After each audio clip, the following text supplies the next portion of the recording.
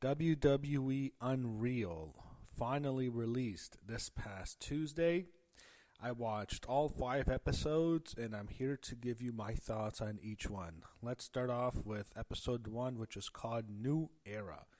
Yeah, Triple H doing the intro, and right away I noticed, okay, this is going to be something that's targeted towards non-wrestling fans because they want people who are not watching wrestling to watch it. Netflix does, so they're producing it to get people who are not into wrestling to watch. That's why they call it Unreal. People think, oh, wrestling's fake, so they want you to show it. They're trying to show you all the backstage stuff, so now when you watch the actual show, you know what's happening or something. So this is clearly, to me, geared towards non-fans.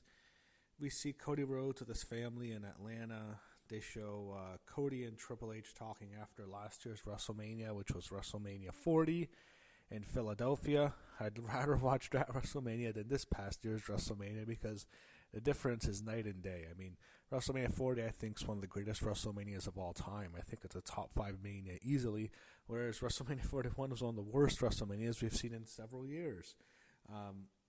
So we go to John Cena. He admits he can't do it anymore. Clearly, by the end of this documentary, you'll see why.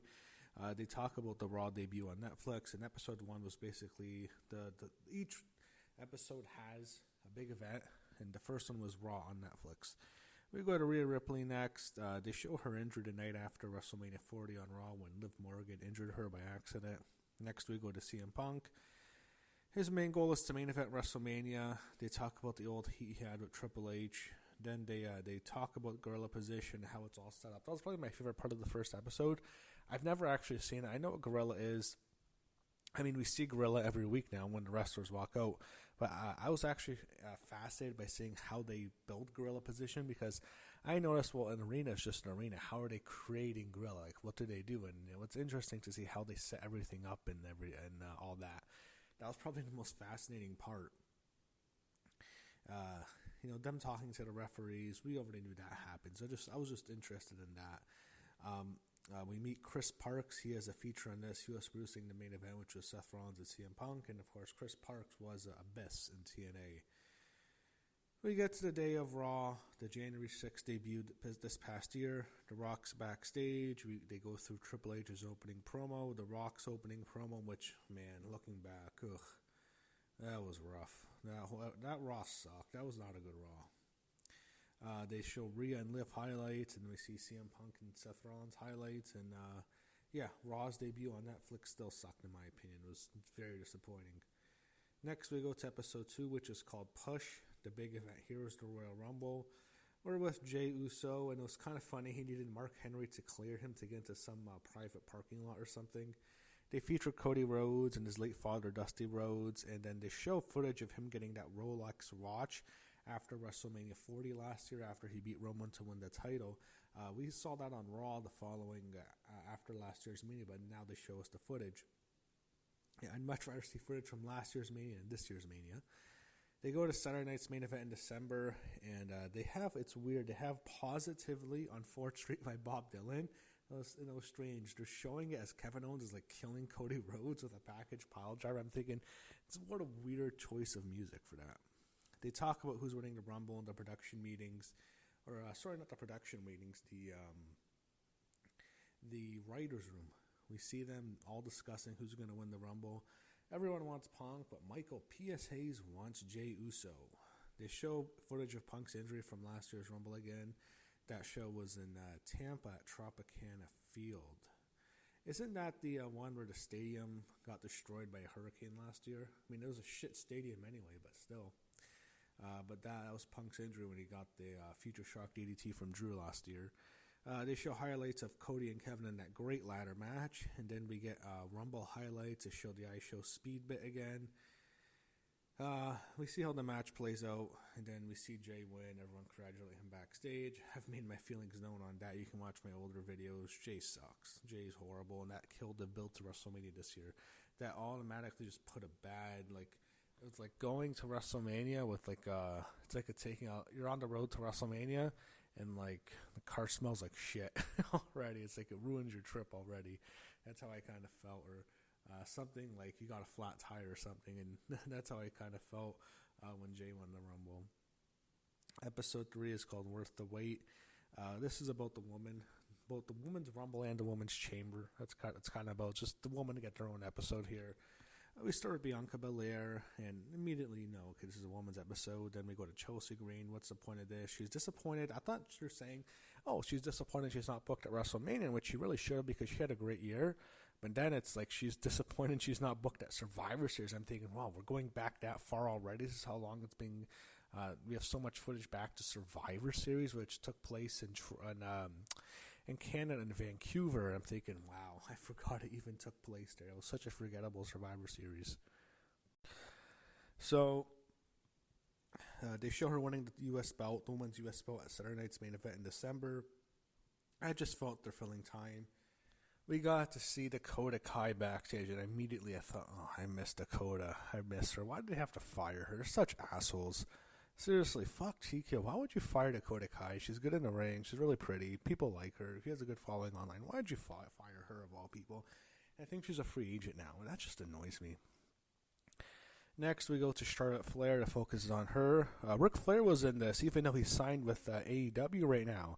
So that was interesting. We didn't get to see Rick. We saw Rick as he was comforting Charlotte before her awful. She had that really bad, awful knee injury. She blew out her whole knee, and then she has major surgery. So we saw Rick here, and they talked about Reed Flair, his death. That's Charlotte's younger brother. She's talked about that numerous times about how his death motivates her. She's living out his dream for him. They show her injury, what happened with Asuka. I forgot. I thought she hurt herself on the moonsault onto Asuka, but it was just such a weird spot that she just blew her whole knee out. They show the injury, they go in depth, and she was really sad about missing WrestleMania 40 last year. It was a landmark WrestleMania, and she missed it. They do a production meeting on the Women's Rumble. There was just an awful idea for Chelsea Green to win, in which, they'd have 29 women, and, all 29 women would be out. The last 2 women before 30 would eliminate herself, and she comes out in 30 and wins. What a horrible ending. Oh, man, that writer should be fired. We're following Charlotte, Bianca, and Chelsea at the Rumble backstage. We get Women's Rumble highlights, and this pissed me off. They don't even mention Alexa Bliss's return. I thought she might play a role. They might at least talk about it for a bit. Her return, they just show highlights, and it makes you think she's just another competitor. There's no surprise. She got the loudest pop of the whole night. She was one of the most incredible Rumble pops of all time. It was incredible. For the woman, it has to be the loudest ovation a woman has ever gotten in a Royal Rumble match, ever. And since 2018 when they started the Women's Rumble. Of all 8 Rumbles, that's the loudest reaction a woman has ever gotten. I can't say it's for the men, but it was probably the loudest for the whole night, and she gets nothing. That just annoyed me. They make it like Charlotte's the one who's getting the monster pop, and I'm thinking, no, Alexa got the monster pop. Her tag team partner right now got the monster pop. And when I was watching this just feels like WWE 24 in Gorilla, plus creative meetings, plus production meetings. That's how it feels like. It just feels like that's all it is. They're showing creative, they're showing them making decisions, but the rest of it, it's like a WWE 24 episode, and I prefer those. I like the WWE 24 episodes. The WrestleMania 30 one's one of my favorites. That was the first ever review I ever did for LRMania. It was WWE 24 WrestleMania 30. I love that one. That's probably my favorite one, but there's so many different WWE 24s. The NXT Brooklyn one's really good too. They're the same thing as this. It's the exact same thing. I don't even know if it's on the Vault channel, but it's the same thing. Plus production meetings. Plus they're showing who's gonna win and stuff. That's all it is. I mean, again, I prefer WWE 24 to this. All the girls are clapping for Charlotte backstage. I read there was some controversy that they were told to clap for her. I don't believe it. I think they were clapping for her. They clap for everyone. But after that's it for the Rumble here. We move on from the Rumble's basically done after this. Then they go to Elimination Chamber. They're planning out Jade's return, and then she has that return at the Rumble. The girls were all praying before the chamber. Raquel Rodriguez was leading them in prayer. Saw basically all the girls, I think, praying with them. Then probably I saw the most shared part on social media of the whole documentary was Liv Morgan spanking Bayley before the Elimination Chamber. Bayley's warming up, and Liv just spanks her. So That was definitely shared on social media. And we get highlights, of course. They show Jade's return, one of the better returns of the year when she just murders Naomi. It's a great moment. And then highlights of the match. I thought that was the best women's elimination chamber match of all time, and Bianca Belair winning. So it was a great match. Episode 4 is Heel Turn, and this one is where we get most of The Rock. The Rock is featured here. They show highlights from last year's Mania, and the build. I'm thinking to myself, this year's main event should have been Cody and Rock. Nick Khan was there. He was talking about The Rock on this documentary. They show SmackDown in New Orleans, that fucking horrible show, one of the worst SmackDowns of all time, one of the worst segments of all time. And I just feel so bad for New Orleans. They got the worst SmackDown of the year, one of the worst shows of the year, and they fucked everything up so bad. Everything went to hell after that. They had The Rock come in, and then the whole Take Your Soul. And what makes it worse is before that, thank God they didn't show us, but The Rock announces next year's WrestleMania is in New Orleans, WrestleMania 42 in New Orleans. It was such a huge pop, and they took it away from him this year. It's back in Las Vegas. I feel bad for New Orleans. I mean, you lose WrestleMania and you get the worst SmackDown, one of the worst SmackDowns of all time. They show highlights when John Cena announces retirement at last year's Money in the Bank. Then they show highlights of classic heel turns, and one of them was, I'm not surprised they showed it, was Hulk Hogan's turn at WCW Bash at the Beach in 1996. The greatest heel turn of all time. John Cena's heel turn doesn't even come close. That was the greatest heel turn of all time. Rest in peace, Hulk Hogan. Rest in peace. Now we focus on the New Day and their heel turn late last year. They suck now. I don't give a shit about that. They show the Cena heel turn, and they show some of the creative pitches. The Rock pitched for Kevin Owens to win the title from Cody Elimination Chamber in an impromptu match after after Kevin beat Sammy. What a horrible fucking idea, Rock. Oh my God, that would have been a stupid fucking idea to have Cody lose his title after a year-long title in Elimination Chamber in an impromptu match against Kevin Owens. Oh my God, what a stupid fucking idea. The Rock messed up everything. He suggested the heel turn. It's never even talked about. I mean, for John Cena to turn heel, this should have been a long-term plan, like 6 months in advance. It just comes together like within a few days. One of the biggest stars in the history of the company, they're going to turn him heel like that. Oh, it's so stupid. They make this, it's a 45-minute Zoom call. Hey, let's turn John Cena heel. Something people have been waiting for 20 years. Let's just do it now. Pritchard is the one who calls for the John Cena heel turn. And I have to address this. Dave Meltzer is a fucking idiot. Can I just say that? Fuck that guy. I don't even talk about him on my show, but fuck Dave Meltzer.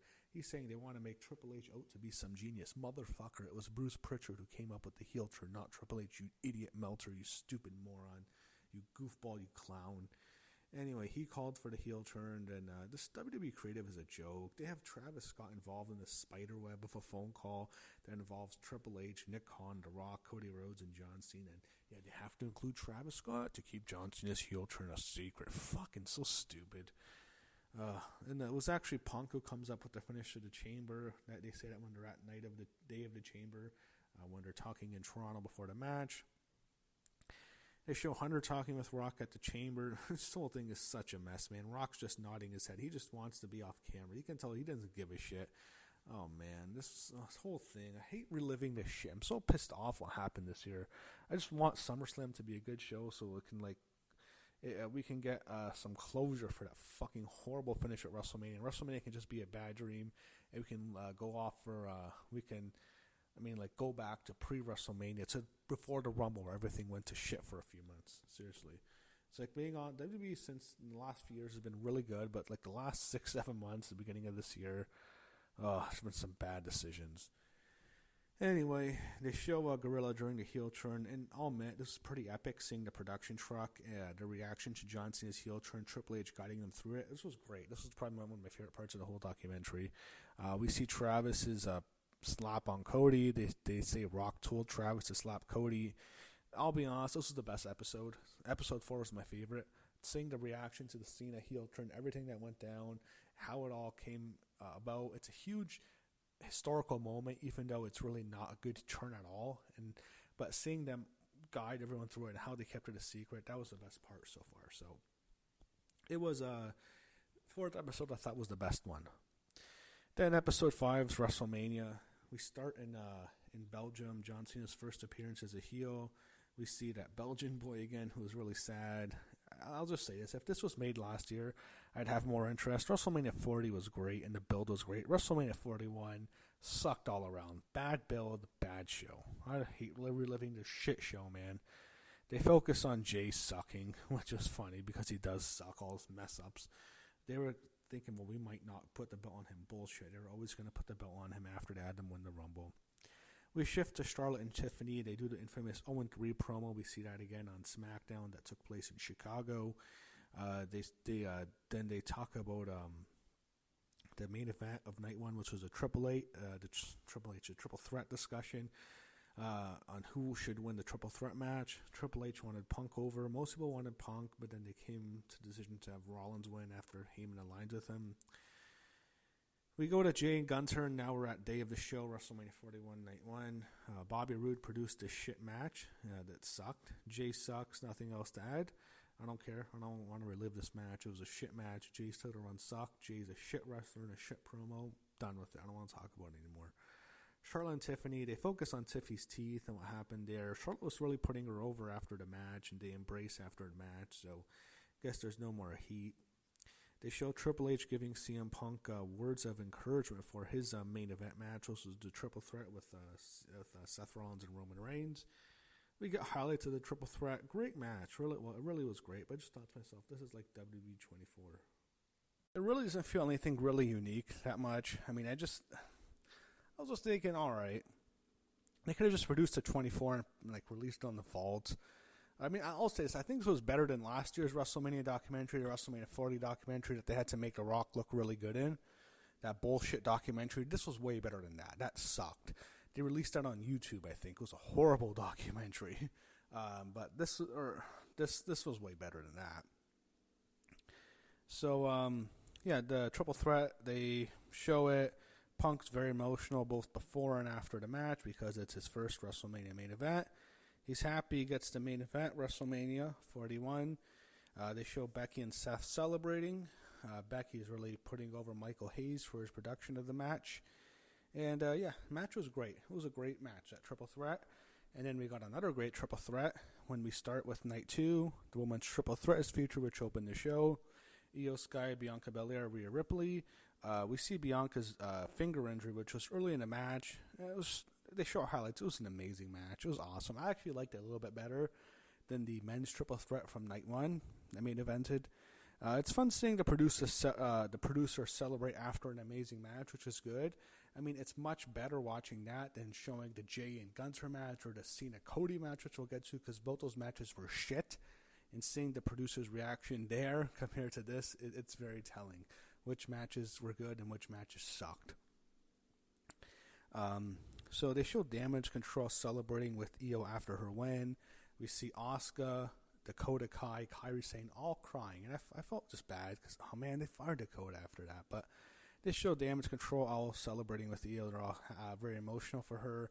Bianca Belair saying she's hurt. Rhea Ripley showing the scars from taking Bianca Belair's hair whip, that braid whip. So she was scarred pretty bad on her arm and her body. Then we go to the main event. They didn't focus on the other matches. We go to John Cena, Cody Rhodes. Match sucked. We have to relive one of the worst moments of the year, one of the worst moments of WrestleMania history, and I think the worst main event in WrestleMania history because of Travis fucking Scott. Fuck Travis Scott. Oh, God. I mean, I want to see their reactions, producers' reactions, when he's, like, walking to the ring. He's taking forever. I mean, he's walking, like, 10 times slower than one of the long Undertaker entrances at WrestleMania. Show their reactions there. I would love to pay money to see that. But we didn't get to see that. They show them putting over Travis, and, he's taking the crossroads. And I'm laughing my ass off because Cody has to kick him out of the ring because Travis Scott can't fucking roll out of the ring. Oh, I'm ranting, man. This is such a shit main event. Fuck Travis Scott. Fuck who booked that. I'm pissed off at it's fucking The Rock. It's fucking LRMania, that idiot who has Travis Scott as a client. What a fucking disaster that main event was.